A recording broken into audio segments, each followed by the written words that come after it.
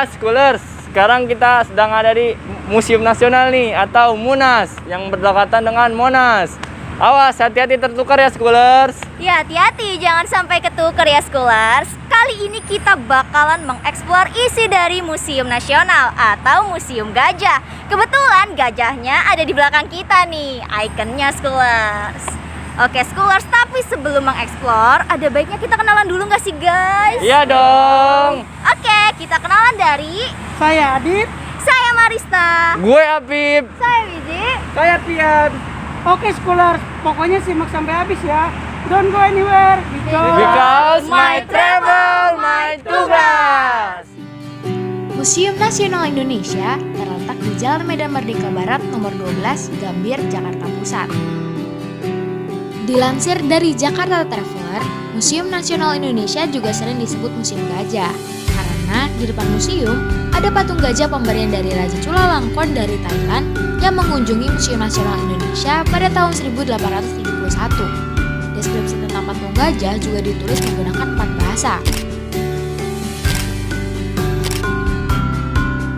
Nah, untuk tiket masuk Museum Nasional Indonesia, tiket untuk dewasa Rp5.000, tiket anak-anak dan pelajar SD sampai SMA Rp2.000, dan mancanegara Rp10.000. Ya, Schoolers, setelah kita melewati loket tiket, kita akan disuguhkan oleh di samping kiri pian sini ada prasasti, dan di samping kanan pian sini ada aca-aca yang di samping pian.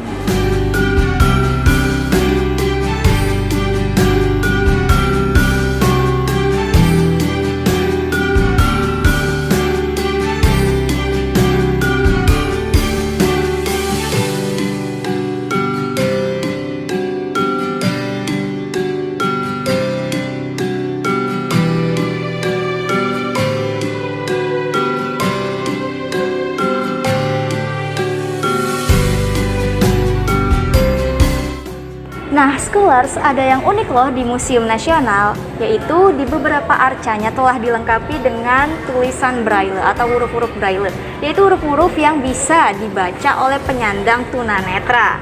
Selain itu juga ada barcode yang bisa di-scan loh, Schoolers. Dari sini kita bisa mendapatkan informasi-informasi terkait arca-arca ini. Museum Nasional ada 2 gedung. Gedung A berisi ruang pameran koleksi sejarah, etnografi, geografi, prasejarah, arkeologi, numistik atau heraldik, dan keramik asing.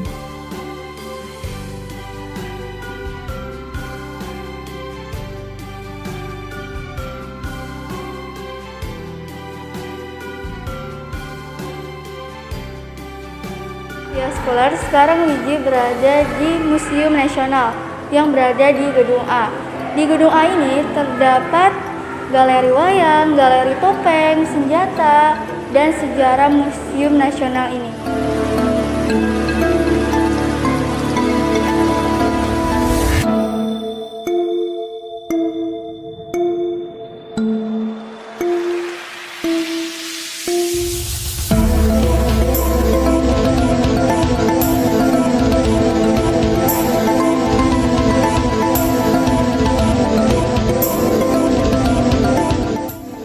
Halo, Schoolers. Selain ada arca-arca dan peninggalan budaya Indonesia di Museum Nasional ini, di sini juga ada penjelasan yang sangat lengkap loh, seperti di samping kiri saya.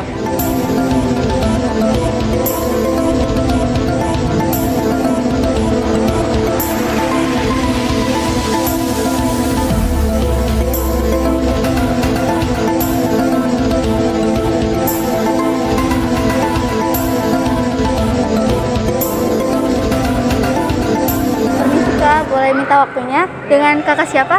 Dengan Sofia. Oh, Kak Sofia. Nih Kak, menurut kakak nih apa sih yang membuat kakak tertarik untuk berkunjung ke wisata Museum Nasional ini?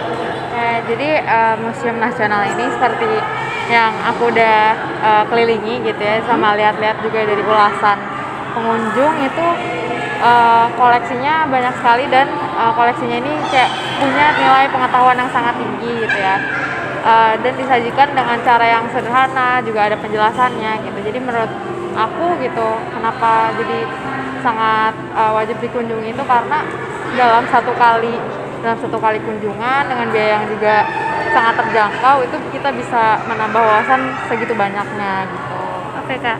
Terus barang antik atau spot yang Kakak suka itu apa? Kayak kalau yang aku suka itu sebenarnya semuanya, semua section, semua bagian di museum ini tuh sangat menarik. Tapi yang menurut aku tadi paling eye catching gitu adalah bagian koleksi kain dan senjata tradisional gitu ya. Karena di situ dijelaskan nilai-nilai budaya dan nilai-nilai budaya yang dibawakan oleh masyarakat yang punya identitas tersebut gitu. Oke. Terus nih Kak, menurut Kakak nih soal kenyamanan dari wisata Museum Nasional ini, soal fasilitasnya yang ditawarkan atau keamanan dan biaya tarif masuknya itu gimana Kak? Kayak kalau dari segi biaya dan biaya pertama itu sangat terjangkau ya untuk koleksi sebanyak ini gitu. Harga tiketnya sangat terjangkau, terus untuk nyamannya sendiri fasilitasnya nyaman ya, besar dan memadai untuk banyak pengunjung dan sangat aman ya sebenarnya.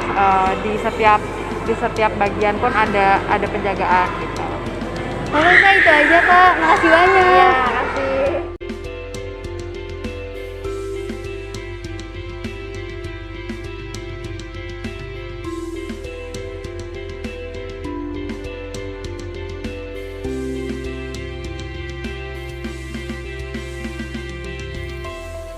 Saat kami berkunjung, sedang ada banyak kegiatan loh scholars. Ada banyak turis yang datang. Di sana juga sedang ada kegiatan yang diadakan oleh Erlangga berupa lomba mewarnai, workshop, dan ada juga pameran. Kami datang di hari Sabtu, jadi setiap jam 10 pagi ada latihan menari di Museum Nasional.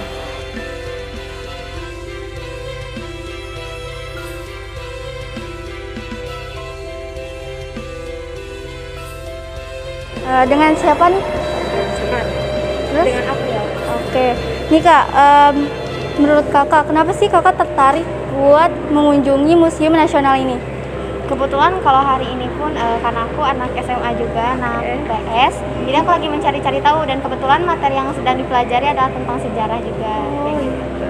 Karena Kalau menurut saya kan tempatnya juga lumayan strategis dari pusat kota Jakarta, jadi dekat pusat wisata yang lain. Oke. Terus nih Kak, barang antik atau spot foto yang Kakak suka ini apa? Dari tadi keliling-keliling sih itu yang paling menonjol sih menurut aku.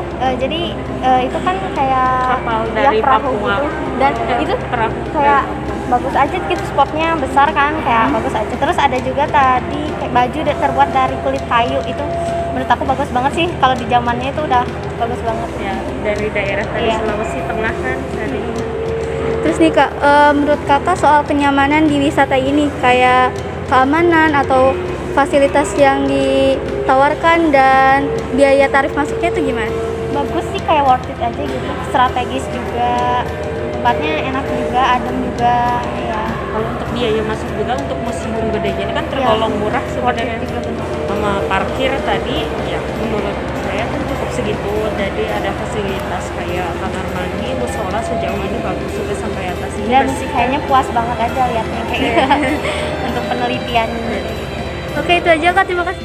Nah, sekarang kita ke gedung B yuk scholars. Gedung B di lantai 1 bertemakan manusia dan lingkungan.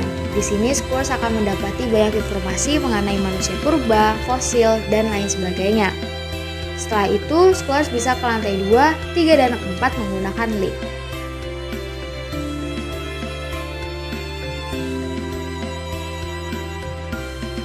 Lantai 2 merupakan ilmu pengetahuan, ekonomi, dan teknologi.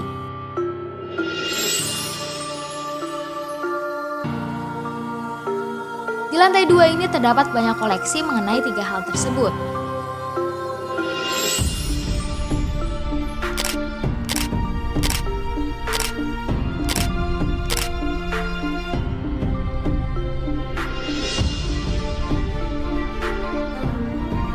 Nah, di lantai 3 berisi organisasi sosial dan pola pemukiman.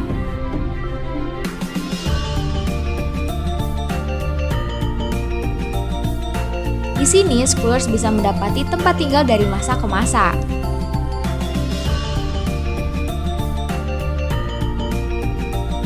Dan yang terakhir yaitu lantai 4 merupakan emas dan keramik.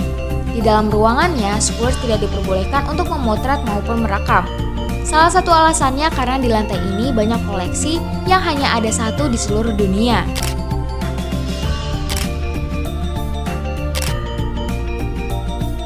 Ya Scholars, sekarang Marista sudah ditemani dengan Kak Indra. Tapi sebelumnya Kak Indra kenalan dulu kali ya dengan Scholars. Oke, ini dengan siapa nih? Saya sebagai pemandu Museum Nasional. Dan saya juga di sini berprofesi sebagai pemandu. Jadi kalau ada mau pertanyaan tentang Museum Nasional, silakan diajukan. Marista bakal mengajukan beberapa pertanyaan seputar Museum Nasional atau yang biasa disebutnya juga Museum Gajah ya. Betul. Pertanyaan pertama untuk Kak Indra, kapan Munas didirikan? Kapan Munas didirikan ya? Jadi Museum Nasional itu sudah ada dari zaman Belanda. Zaman Belandanya itu lebih tepatnya pada saat ketika revolusi intelektual di Jakarta ini sedang merebak. Jadi pada tahun abad ke-18, lebih tepatnya tanggal 24 April 1778 didirikanlah Museum Nasional. Tapi dulunya bukan Museum Nasional namanya, tapi namanya dari bahasa Belanda. Bahasa Belandanya agak gampang, tapi saya harus bilang namanya adalah Batavia's Genootschap van Kunsten en Wetenschappen. Baik, agak gampang ya Tapi Kak. yang lebih gampangnya lagi, Iya. biasa kita singkat dengan sebutan Lembaga BGKW. Lembaga BGKW. Namanya itu didirikannya 24 April 1778. 1778, lama sekali. Alias 244 tahun ya. Wah, ya, betul Kak. Kak, Ya. yang ada kedua, boleh. ada nih pertanyaannya. Ya. Museum Nasional ini digunakan secara khusus itu untuk menyimpan apa aja sih Kak?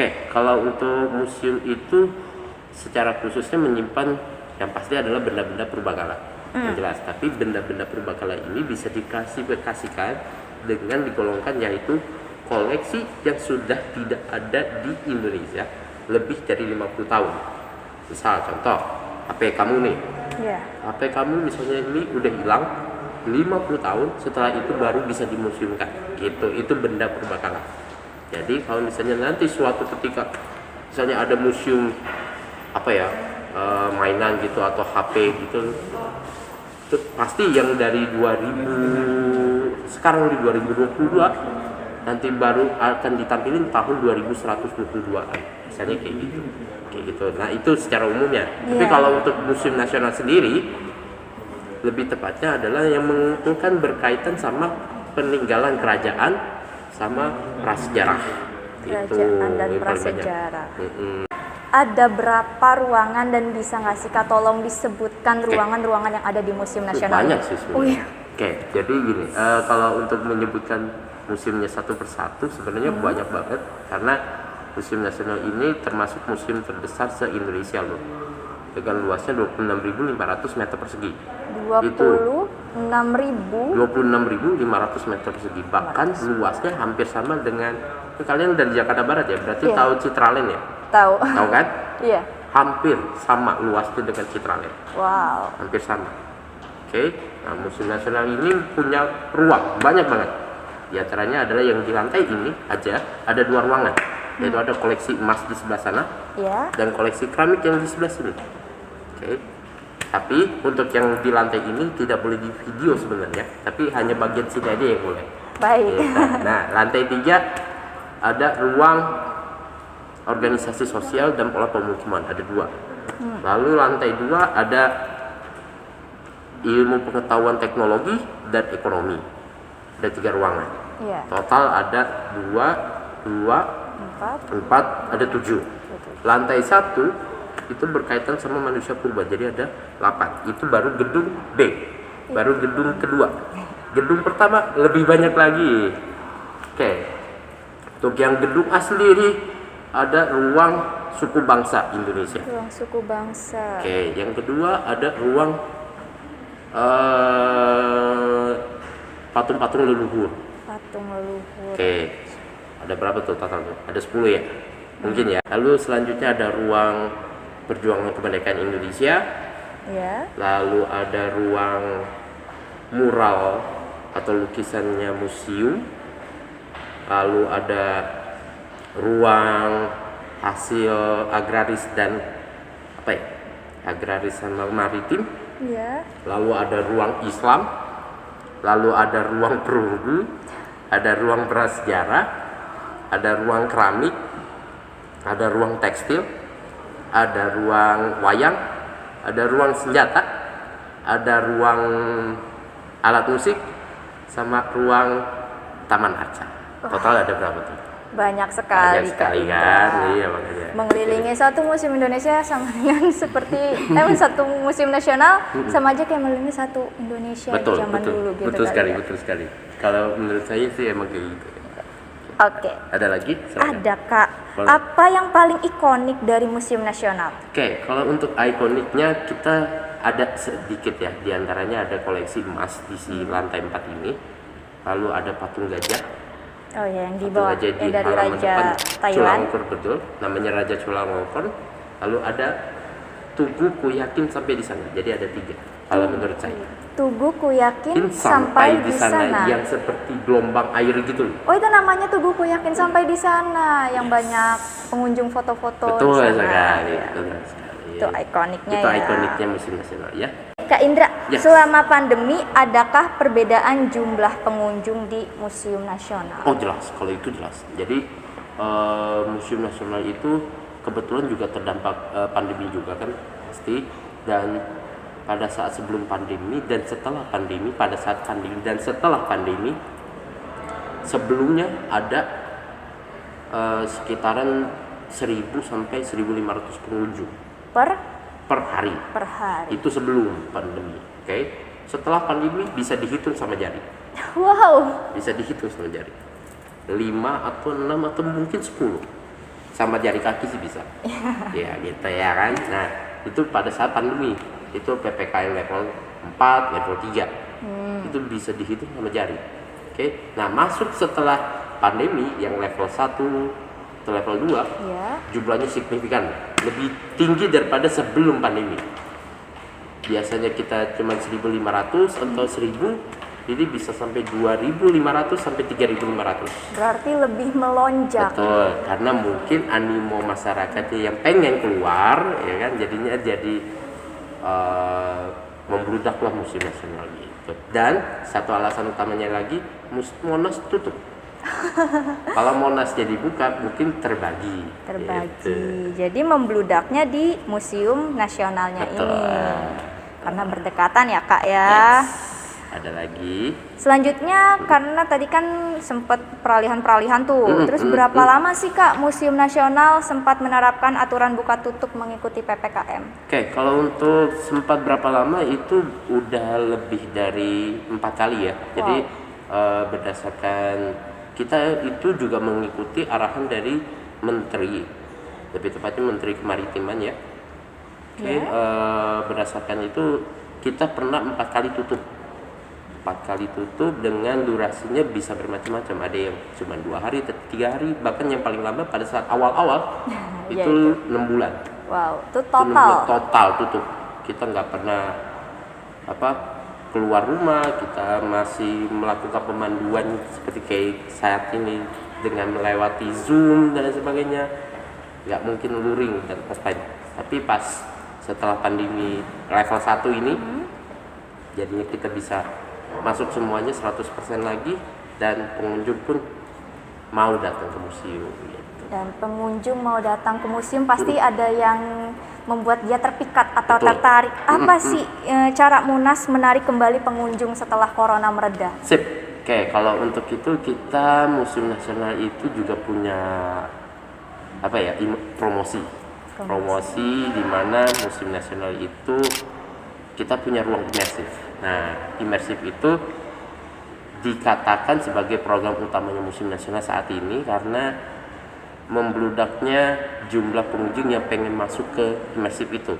Bahkan sampai tanggal 12 Juni ini tiket untuk masuk ke imersif itu kosong. No.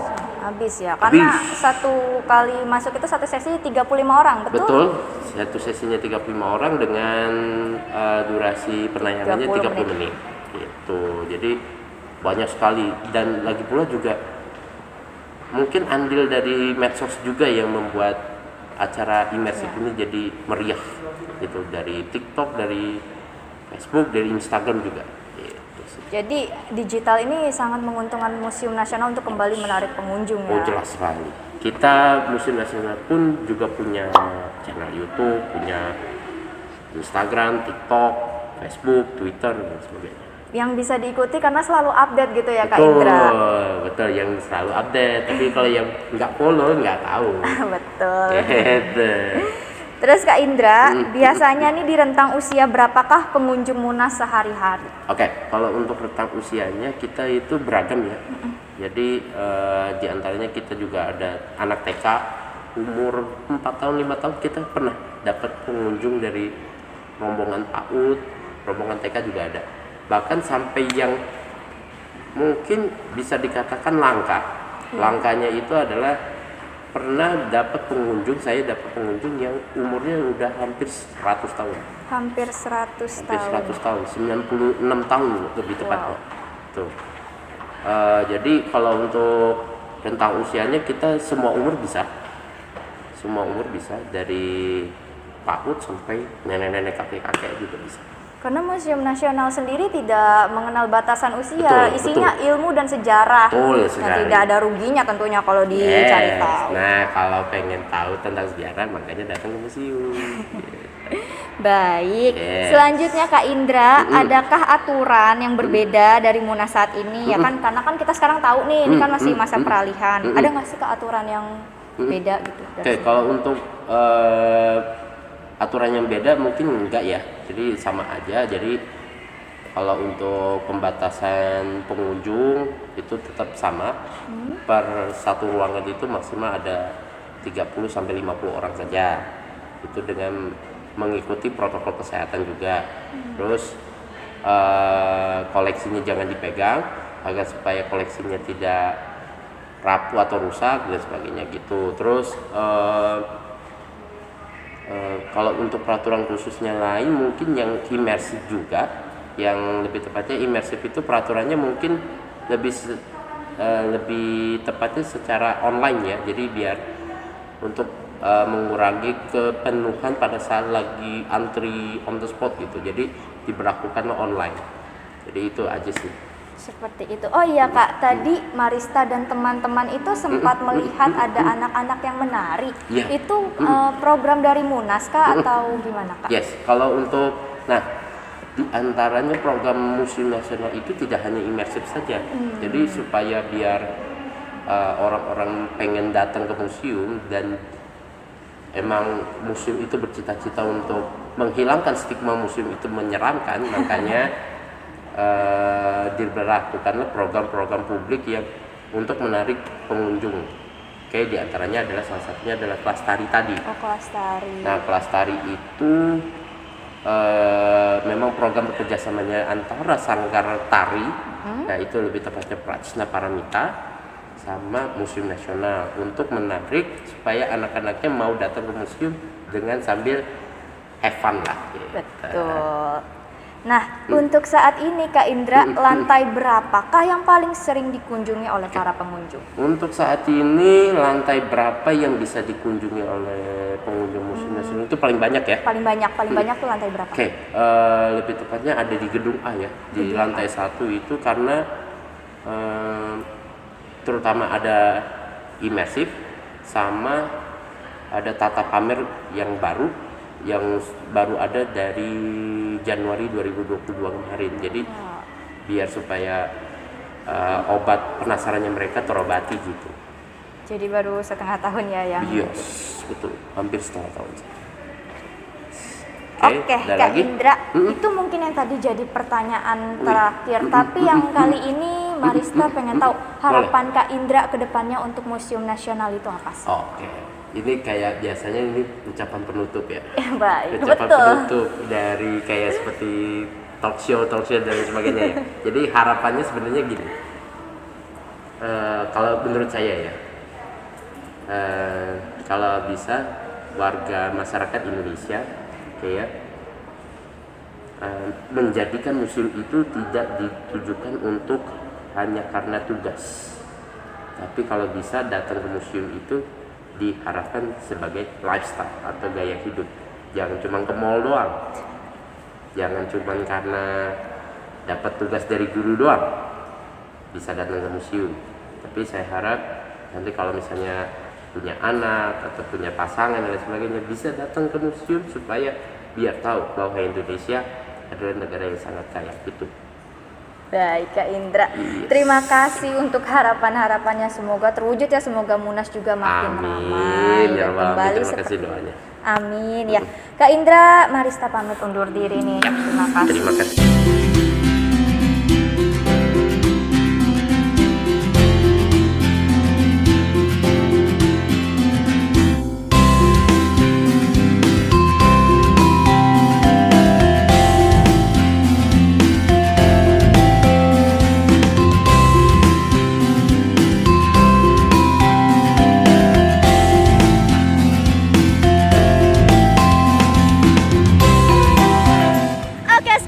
Sekarang kita sudah berada di akhir dari program Traveler Travel with Scholar. Kalau gitu, Adit pamit. Marista pamit, Gue Api pamit, Viji pamit. Pian pamit. Terima kasih banget nih untuk Scholars yang udah setia menemani kita untuk mengeksplor Museum Nasional. Oh ya, satu lagi Scholars, Moja sebagai campers juga pamit. Sampai ketemu di lain kesempatan ya Scholars. Bye bye Scholars. Bye Scholars. Bye bye Scholars. Bye bye semuanya Bye-bye, Scholars. Oke. Salam museum di hatiku. Ya, salam museum di hatiku. Salam museum di hatiku.